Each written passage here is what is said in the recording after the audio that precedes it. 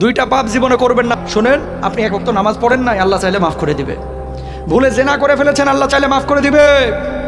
ভুলে একজনকে গালি দিয়ে ফেলেছেন, আল্লাহ চাইলে মাফ করে দিবে। ভুলে ফজরের নামাজে জাগতে পারেন নাই, আল্লাহ চাইলে মাফ করে দিবে। রোজা একটা করেন না, আল্লাহ চাইলে মাফ করে দিবে। দুইটা গুনাহ এমন আছে যেটা আল্লাহ কখনো মাফ করবে না।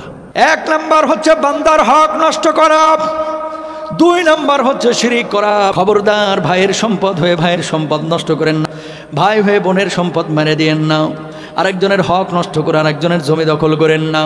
আল্লাহর কসম করে বলে কিয়ামতের ময়দানে আপনি মাপ পাবেন না।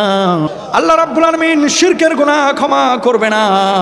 কিয়ামতের ময়দানে এক শ্রেণীর মানুষ উঠবে আল্লাহর আদালতে। আল্লাহ রাব্বুল আলামিন ফেরেশতাদেরকে বলবে, না ফেরেশতা, এদের আমলগুলো চেক করো। ফেরেশতারা তখন বলবে, আল্লাহ, এই মানুষগুলো নামাজ পড়েছে, রোজা করেছে, হজ করেছে, আবার শিরকও করেছে। আল্লাহ, আমরা কি করব?